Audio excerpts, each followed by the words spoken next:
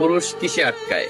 কেউ বলে রূপে, কেউ বলে গুণে, আবার কেউ বলে রূপবতী চাইতে ভাগ্যবতী হওয়া জরুরি।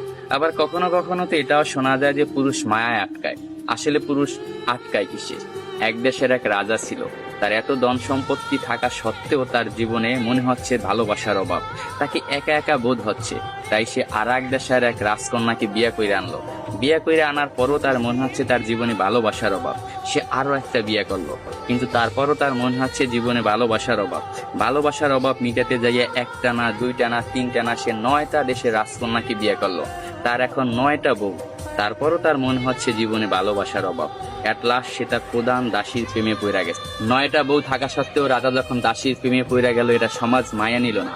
তার বউরা তো একেবারেই নিল না। তার বউরা রাজাকে প্রশ্ন করলো, এমন কি জিনিস আমাদের ভিতরে নাই যেটা ওই দাসীর ভিতরে আছে? আপনার যদি বউ দরকার হয়, আপনি অন্য কোনো রাজার মেয়েকে বিয়ে করবেন, আপনি দাসীকে কেন বিয়ে করবেন? তখন রাজা বলল, 9টা বউ থাকা সত্ত্বে আমি রাজা হইয়া দাসীর কেন প্রেমে পড়লাম, এটা শুধু আমি তোমাকে না, পুরো বিশ্বকে দেখাবো। এটার জন্য আমি কালকে বড় একটা অনুষ্ঠানের আয়োজন করা হবো। ওই অনুষ্ঠানে আমি প্রমাণ করাই দেব আমি রাজা হইয়া কেন দাসীর প্রেমে পড়লাম। পরের দিনকে একটা বড় অনুষ্ঠানের আয়োজন করা হলো। ওই অনুষ্ঠানে 10টা থালা ছিল।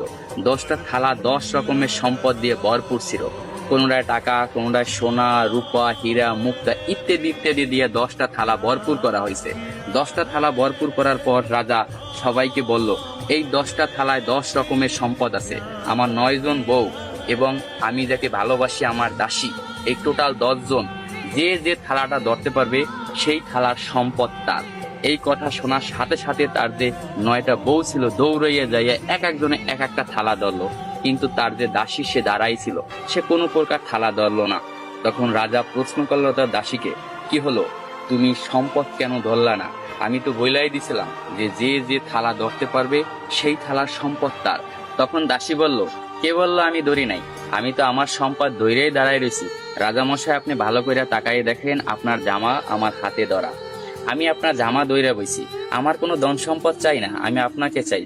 আমি যদি আপনাকে পাই, এরকম ধন সম্পদের আমার অভাব হবে না।